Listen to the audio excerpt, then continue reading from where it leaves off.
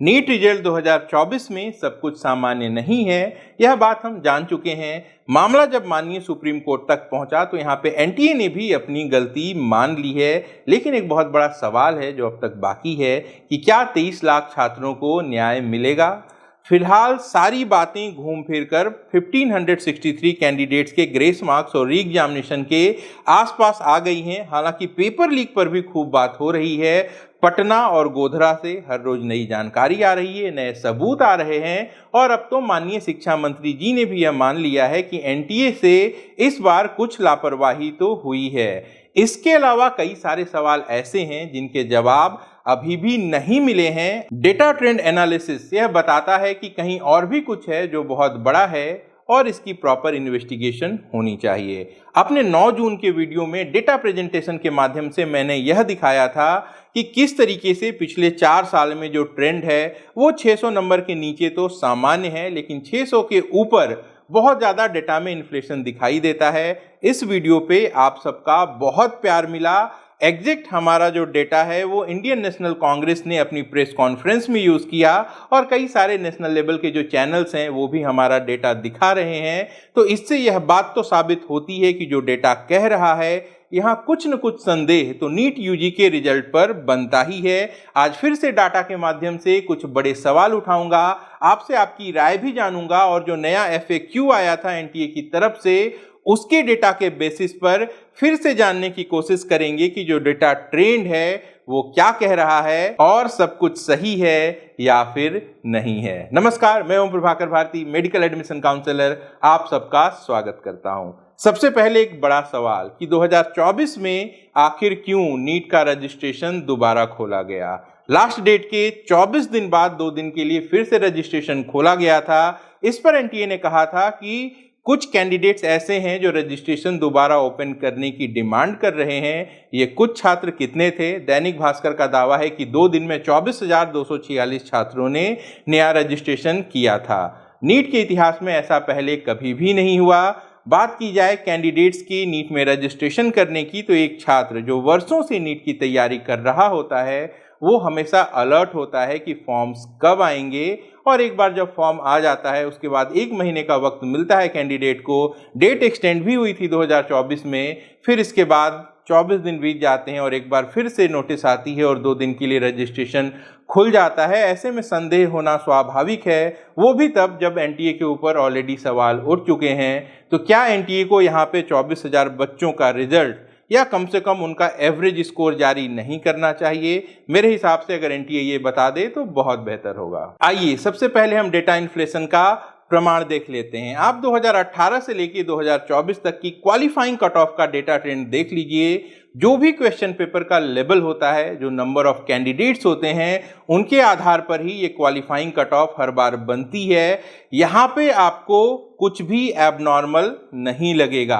अब आप all India कोटे की कट ऑफ का डेटा ट्रेंड देख लीजिए। यहाँ भी आप 2019 से लेकर 2024 तक का डेटा देखिए। बहुत ज़्यादा इंक्रीमेंट आपको यहाँ पे 2019 में दिखाई देगी, क्योंकि 2019 में सीबीएसई से एनटीए ने टेक ओवर किया था, तो क्वेश्चन पेपर का जो स्टैंडर्ड है वो बहुत आसान हो गया था, तो यहाँ पे प्रॉपर इंक्रीमेंट हुई थी। लेकिन बात 2024 की जाए तो यहाँ पे इतनी इंक्रीमेंट क्यों हुई है, इसका रीजन अब तक समझ में नहीं आया है, क्योंकि जो क्वेश्चन पेपर का लेवल है वो पढ़ाने वाले एक्सपर्ट्स का कहना है कि पिछले साल के बराबर ही था या फिर उससे बहुत जरा सा आसान था। आइए एनटीए का भी पक्ष जान लेते हैं। अपने FAQ में एनटीए ने यह कहा है कि इस बार सिलेबस 25% तक रिड्यूस कर दिया गया था और जो क्वेश्चन पेपर है वो लास्ट ईयर से आसान था।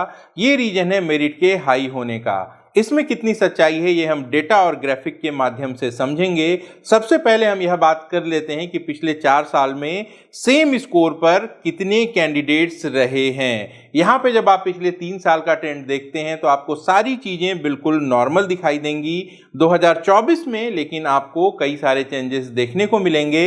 आप इसको बेहतर समझ सकें इसलिए सेम स्कोर पर कितने परसेंट कैंडिडेट्स बढ़े हैं इसका प्रेजेंटेशन मैंने तैयार किया। अब आप इसे पिछले 3 साल के साथ कंपेयर करके देखेंगे तो आप ये पाएंगे कि 200 से लेके 500 तक स्कोर करने वाले जो कैंडिडेट्स हैं, इनके ट्रेंड में जो भी चेंज हुआ है पिछले वर्षों में वो बिल्कुल भी नॉर्मल है। लेकिन 600 के ऊपर के जो नंबर्स हैं वहां पे आप देखेंगे तो आपको कुछ आश्चर्यजनक देखने को मिलेगा। अगर इस साल 1,71,000 कैंडिडेट ज़्यादा क्वालिफाई हुए हैं तो यह कैसे हो सकता है कि इनमें से आधे कैंडिडेट्स लगभग 81,000 कैंडिडेट्स 600 या इसके ऊपर चले गए हैं। यहाँ असामान्य बात क्या है, यह मैं आपको एनटीए के ही डेटा से दिखा देता हूं। अपने एफएक्यू में एनटीए ने एक डेटा दिया है कि पिछले 4 साल में कैंडिडेट्स का मिनिमम क्वालिफाइंग स्कोर क्या है और इसके साथ साथ जो क्वालिफाइड कैंडिडेट्स हैं उनका एवरेज स्कोर क्या है। तो इसकी भी हम ट्रेंड एनालिसिस करेंगे। उससे पहले आपको यह बता दूं कि 2023 और 2024 के नीट के एग्जाम में काफ़ी सारी चीज़ें थीं जो कि सिमिलर थीं। फॉर एग्जाम्पल 2023 में जो क्वेश्चन का स्टैंडर्ड था वो 22 की तुलना में आसान था और 24 में ऐसा ही हुआ कि 23 की तुलना में जो क्वेश्चन का स्टैंडर्ड है वो आसान था। 2023 में 1,52,000 कैंडिडेट्स ज़्यादा क्वालिफाई हुए थे, 2024 में 1,71,000 कैंडिडेट्स ज़्यादा क्वालिफाई किए हैं। तो कुल मिला के देखा जाए तो जो भी सब्जेक्ट के एक्सपर्ट्स हैं उनका ये मानना है कि 24 का जो क्वेश्चन पेपर है वो मॉडरेट था, इजी था, बहुत ज़्यादा आसान नहीं था। अब यहाँ पे एक ही बात बच गई कि जो सिलेबस रिड्यूस हुआ था क्या वो सबसे बड़ा फैक्टर है। तो चलिए ट्रेंड एनालिसिस कर लेते हैं एनटीए के डेटा का। आप यहाँ पे देखेंगे कि 2020 से लेके 24 तक जो क्वालिफाइंग कट ऑफ ट्रेंड है यहाँ पे सब कुछ सामान्य है, लेकिन एवरेज स्कोर में आप देखिए 2024 का जो स्कोर है वो काफ़ी ज़्यादा है और इसकी तुलना में जो क्वालिफाइंग स्कोर है वो उतना ज़्यादा नहीं है। इसको और बेहतर समझने के लिए मैं हर एक साल का ग्राफ दिखा देता हूं आपको। ये जो ग्राफ आप देख रहे हैं ये qualifying minimum score versus average score of qualified candidates है। अब आप देखिए पिछले 3 साल में जो ग्राफ है वो एक जैसा है, लेकिन 2024 में आपको बहुत बड़ा डिफरेंस दिखाई देगा। मेरा भी सवाल यही है कि अगर सिलेबस आसान हो गया, अगर क्वेश्चन बहुत आसान था, तो इसका सबसे बड़ा फायदा किसको मिलेगा? ऑब्वियसली उन कैंडिडेट्स को ज़्यादा मिलेगा जो पढ़ने में थोड़े कमज़ोर होते हैं। जो तेज बच्चे हैं वो पूरा का पूरा सिलेबस कवर करते हैं। तो ऐसे में अगर आपका एवरेज स्कोर बढ़ रहा है तो ऐसे में जो क्वालिफाइंग कट ऑफ है वो 200 के ऊपर चली जानी चाहिए थी। आसान भाषा में कहें कि अगर सिलेबस आसान हो गया, 600 वाले कैंडिडेट 650 ले आए, 500 वाले 550 ले आए, तो 400 वाले भी 450 ला सकते थे, 200 वाले भी 250 ला सकते थे। इस तरीके से जो 1,71,000 कैंडिडेट्स ज़्यादा क्वालिफाई हुए हैं इस बार, इनका इक्वल डिस्ट्रीब्यूशन सभी स्कोर पे होना चाहिए था, जैसा कि अब तक होता आया है। और ये प्रमाण मैं एनटीए के ही डेटा से आपके सामने रख रहा हूँ।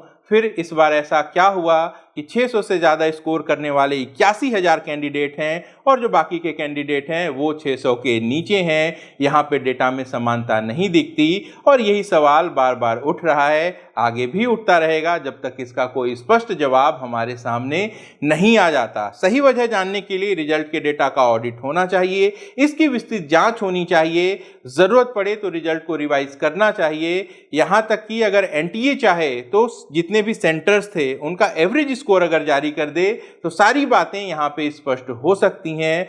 और अंत में एक बहुत बड़ा सवाल फिर से कि एनटीए ने अपनी 6 जून की प्रेस रिलीज में कहा था कि 1563 कैंडिडेट्स ऐसे हैं जिन्होंने हाई कोर्ट को अप्रोच किया था टाइम लॉस को लेकर और इस कारण से उन्हें ग्रेस मार्क्स दिया गया है। इस मुद्दे पर भी खासकर झज्जर वाले सेंटर हरियाणा से वहाँ के प्रिंसिपल का ये बयान आया कि वहाँ पे टाइम लॉस नहीं हुआ था।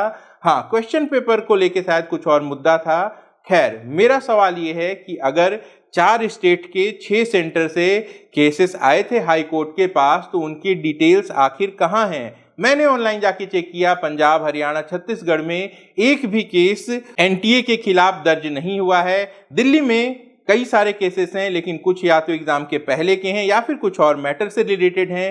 2-3 केस की डिटेल सामने नहीं आई है। अब या तो पंजाब, हरियाणा, छत्तीसगढ़ में जो केसेस हुए थे उनकी जानकारी अपलोड नहीं हुई है, या ये भी हो सकता है कि ये केस हुए ही नहीं। यहाँ पे एनटीए को क्या करना चाहिए, उनको सीधे सीधे केस का नंबर, जो रिट पिटिशन होती है उसका नंबर बता देना चाहिए और जो हाई कोर्ट में सुनवाई हुई थी उसकी कॉपी भी जारी करनी चाहिए, ताकि जो हमारा ट्रस्ट है एनटीए पे वो बना रहे। हम ये जान पाएं कि क्या 1563 कैंडिडेट्स वाकई में थे जो हाई कोर्ट पहुंचे और जिनको लेकर इतना बड़ा डिसीजन माननीय सुप्रीम कोर्ट ने सुनाया है, या फिर यह भी हो सकता है कि ये छात्र हो ही ना, या फिर यह भी हो सकता है कि इन छात्रों की संख्या और ज़्यादा हो। आपके क्या विचार है मुझे ज़रूर बताइएगा।